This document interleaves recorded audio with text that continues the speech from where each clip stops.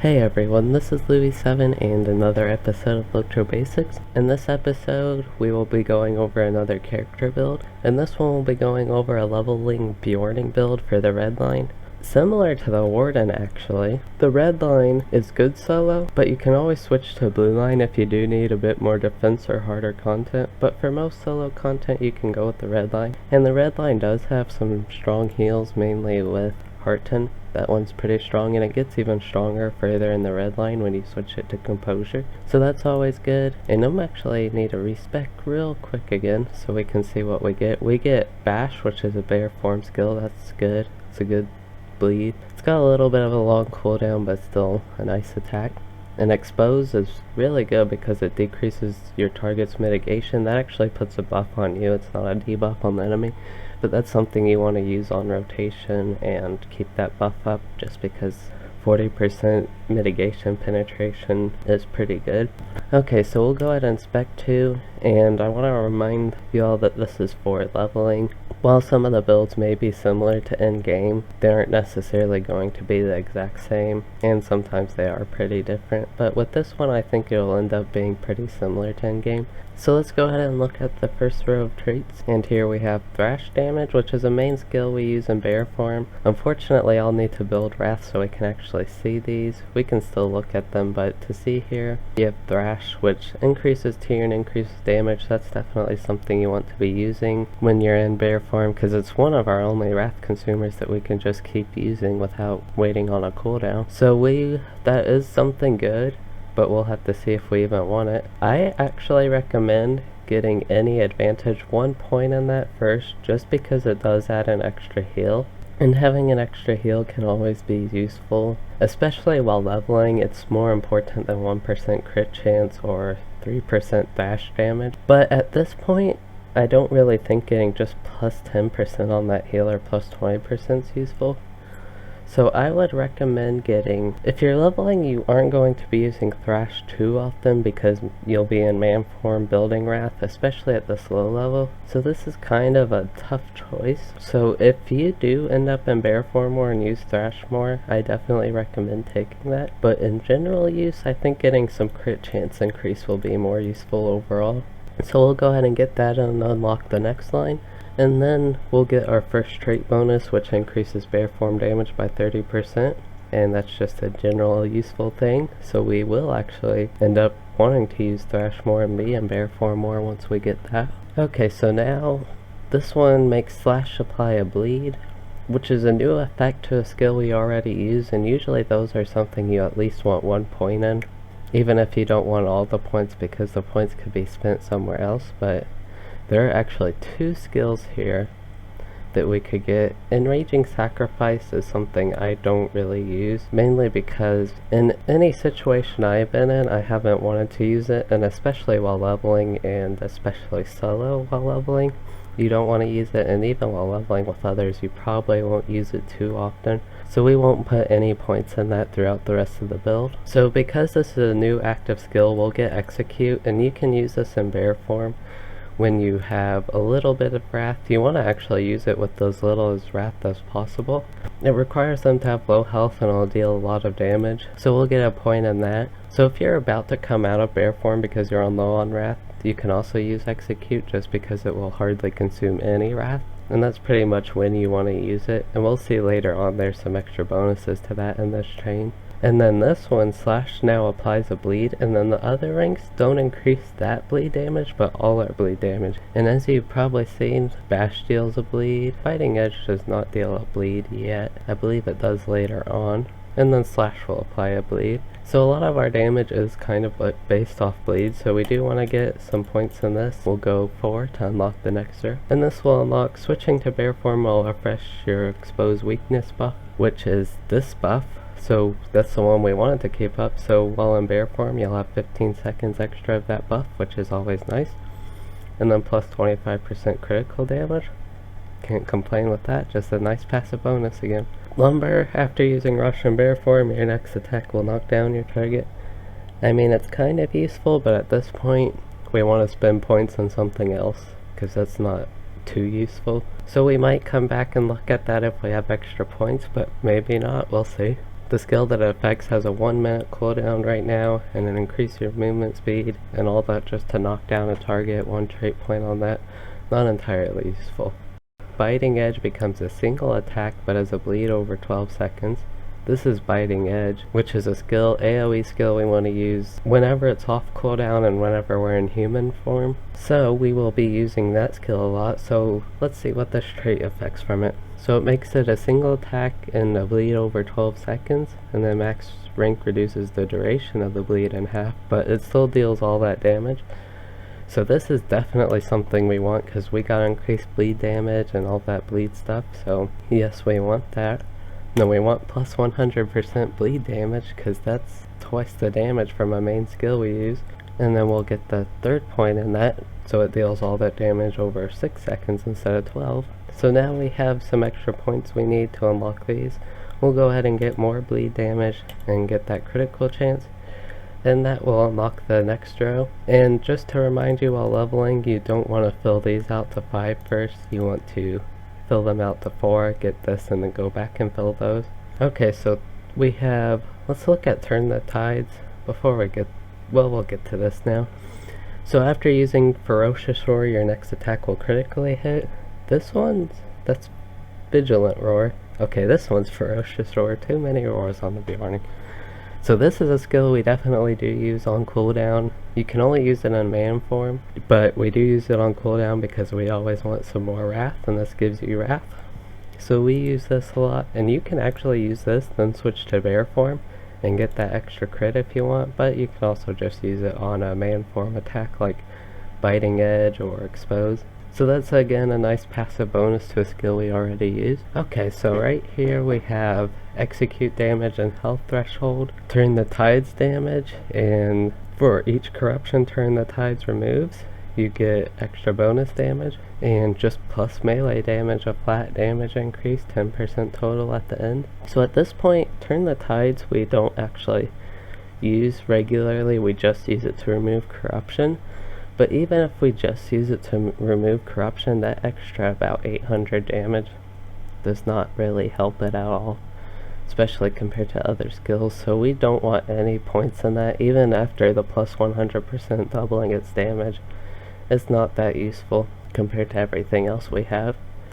So we won't get any points in that, and we will not be coming back to get points in that. Okay, so we have Execute health threshold and Execute damage, or just plus melee damage. Even though you use Execute a lot, a flat damage would increase the damage of all your skills, so you want to go ahead and get the points in this, and you need all 5 to unlock the next one. So this unlocks the next set bonus. The faster you slay a foe, the quicker you can defeat the next. So Relentless Maul now deals its damage in half the time it did previously, and this is actually a huge bonus because the channel duration is going to be in half, and it'll deal the same amount of damage. So that's really good because Relentless Maul we want to use on cooldown and bear form, so that's really good. So that'll basically make Relentless Maul actually seem like it's doing good when you use it at this point. This would be, again, depending how many extra trait points you get, this could be around level 40 to 50 because we spent 20 points at this point. Okay, so we'll go ahead and look at this next line. Beast Swarm also now snares your enemies for a short duration. Additional ranks increase the potency of the snare. So the snare will decrease their run speed. This is not really useful, especially compared to the other stuff we have. So this is another one we won't be looking back at and we don't want. Even though we can use Beast Swarm, it's not the most useful skill, but we sometimes use it. But especially while leveling, you probably won't be using it too much, and this is just not worth it. So that means we do need to go back and look at something else. We have Execute damage and Thrash damage as the 2 useful ones. We actually want to Execute health threshold and damage because in the next line we'll be looking at this, which is another Execute thing, which we will unlock after 5 more points, so we need to put 2 in this and that'll max that out, and we'll go ahead and get 3 to fill this Thrash damage, and that'll unlock this set bonus. Increases Bash Bleed Pulse. So this is another passive that affects the skill we use, which is Bash. So this gives it 3 more bleed pulses, which is good. That's about, at this point, about 800 if you take the average, about 800 extra damage, 3 times that, so it's pretty good. 2400 extra damage rather. So that's good. No, again, it's just passive boost. So we now have unlocked the second to last row. Again, like I mentioned, we get this extra execute thing, so it increases the damage of execute again, and then the max rank gives the Beorning's attack of bear form a chance to proc a free execute. So that's actually really useful because a free execute is really big, and it's actually a large part of our damage once we get that. And it'll change the way you use execute. You'll use execute when that procs, and then again at the same point when you're low on wrath or the enemy is about to die. And if you're fighting multiple mobs, you really don't want to use execute even if the enemy is about to die, because you'll want that wrath for another mob. Okay, so we'll go ahead and take our 3 points in that because we want to reach the last one especially. So now we have that. And now we need 2 more points to unlock the next row. Well, this fills that out perfectly, but we do need to look at this one actually. And hard 10 becomes composure. Definitely want 1 point in that. And it increases the healing of your primary healing skill. Remember, Slam will now heal you with this trait, but it increases the healing and makes that much more effective, so we want that. Changing hard 10 to composure, definitely worth it. So we'll get that, and then we'll get 1 more point in thrash damage. Almost filled that out. So this does unlock the second to last trait bonus, which you grow in strength each time you strike your foe with your claws. So each hit of thrash increases the damage of the Beorning by 5%, stacking up to 3 times.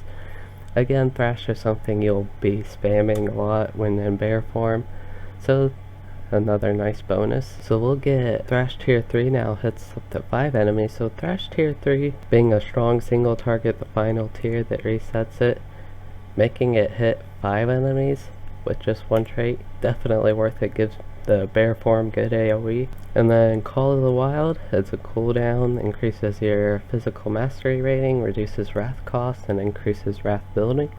Just good cooldown to use. So now we need to spend some more points. I have 19 right now, and we want to spend some more points, but what do we want exactly? At this point, just because it costs 1 trait, we'll go ahead and get that. So now we have 18 points available, and again, depending how you're leveling, how many trait points you unlock in like Helm's Deep or even Central Gondor, if you're still leveling at that point, you'll be really high level at that point, near the cat, but you might have more trait points than me or less, but we'll go ahead and build out the rest of them. So again, we weren't taking these 4 traits, so we don't want to fill those. We could get increased slam heal, but there's probably more useful things, and this would be more useful even, the composure, but again, we don't necessarily want that. So after using Heart 10, you generate additional wrath over time, and this actually does work for composure. I want to mention that real quick. So this is really good actually, because it makes our healing skill something we want to use on cooldown just to generate wrath. So we'll get 1 point in that for now, but actually, now I'm thinking about it, you need 2 points in this for this to even be worth it, so you want to get 2 points. At that point you want to go ahead and get 3. So every 1 second, you'll get 4 wrath for 8 seconds, so that's 32 wrath total, and it costs 10 wrath. So you get 22 wrath total over the duration, and you also heal quite a bit of morale. So we'll get 3 points on that, and then we want 4 points on this. Now I want to mention why we don't want 5, because the 5th rank makes it taunt enemies, so that'll force the enemy to attack, which you don't want as DPS. It doesn't really affect you if you're solo leveling, but as a DPS spec you don't really want that. And then it does add an extra 2% area of effect damage from what it already does, which would be nice, but the 5-second extra cooldown, you do not want that either, so that's not useful at all. This is really late in the leveling process, so healing and reflecting isn't as useful, but I'm going to go ahead and put 1 point in Vigilant Roar. And Vigilant Roar is actually kind of like the Warden skill. Vigilant Roar also force taunts, but it's just 1 mob, it's not an AoE, at least if you're redline like this. This makes it give you a reflective shield that reflects any damage you take, so if you're in some easier instances, or again while leveling, what this is meant for, that type of build, this is definitely useful. So we'll get 1 point in that. The next one increases the duration by 1 second. It's already 10 seconds long, so 1 second's like 10%, not too useful. But we'll have to see what other points we can spend. We have 2 points left. So if we did end up getting lumber, we'd have to spend 1 point somewhere else or just save it, and we don't really want that. So what can we get? We can get extra fate, can get additional threat when you sacrifice, don't want that. You could get slam damage when you have enough trait points, so maybe going off that build we'll get 1 extra vitality point. So in the future of this particular build, focusing on solo and leveling, you could go ahead and get Raining Blow. I'm not sure how many points in here you could get. So you'd have to spend 1 more in vitality, and you could spend 5 in weakening blows. You could spend 1 on this, and then you could spend maybe 3 on this, but at that point you very likely won't be leveling too much anymore if you have all those trait points. But you could probably end up getting Armor Crush eventually. You can go even further in the blue line if you wanted, and get some extra stuff like this increased morale or technical mitigation. The yellow line stuff's not as useful as the blue line for us, even though the yellow line's not necessarily a bad line just compared to what we have. So anyway, that'll be it for this build, so I'll go ahead and apply it. Alright, so now I'm back to my regular build. I have my cooldown here, execute. So we'll go ahead and see a little bit of how it works. I'm in Warg Pins. It's a 3-man instance, like the recent Warden and Runekeeper similar episodes I've done like this. So we'll see how this solo build and Redline works in a 3-man. And I'm going to see I'm using Biting Edge. I probably should have used this first just to get that. Now I'm going to use my Wrath building skills. And this will restore my morale, so that's always nice. And then Bash. Then this is what happens when you use Thrash Tier 3. It hit all of them. And it crits pretty nicely. And then here's Execute when you use it when it doesn't proc. And facing the signatures, so I'll go ahead and use Call of Wild, get some extra morale. Actually going to use Beast Swarm. I'm not sure if that's even the most useful skill to regularly use. And Relentless Maul here, you can see it's strong and goes quick in the red line. And then that's when Execute procs, you can see it does a lot of damage. It crit 13k there. So hopefully this is showing you a little bit how it'll play. And while leveling, you won't have as good gear, so you probably won't be able to quite do this much. Beorning's still strong. You could go tank spec for harder stuff like I mentioned, and you'll still be doing fine. And I am in a little bit of trouble here. This shows where it's kind of weak actually, because I just don't have anything that can heal. I don't even think I have potions on this character, so I need a...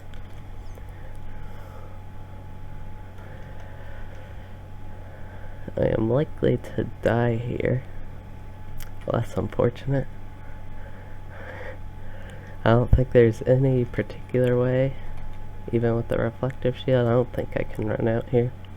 But that does show where the red line's not as strong. Yeah, I can't get out. Okay, that does show where the red line's not quite as strong if you're not as careful, so let's be a little bit more careful this time. And that's a situation where I'd actually switch to blue line so I could handle it. Beorning's blue line's good at solo that can self-heal pretty well. So here I'm in a single target situation. Maybe I'll be able to get some of my bleeds from Slash going. See, by the time all my bleeds are done and I switch to bear form, I can't use bear form all that much. Alright, that was handled much better. And then use Relentless Maul, it's really strong. Get some bleeds going.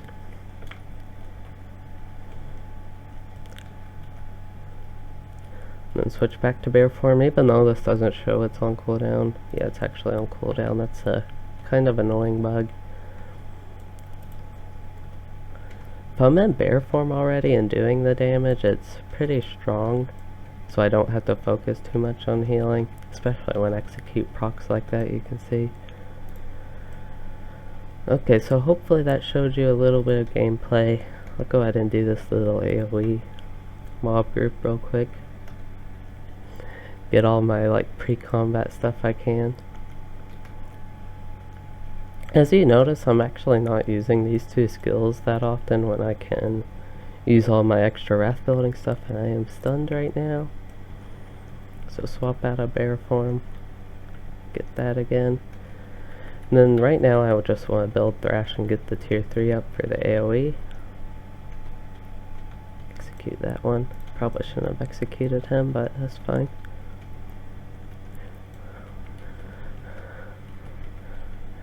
Alright, one very last fight here at the end.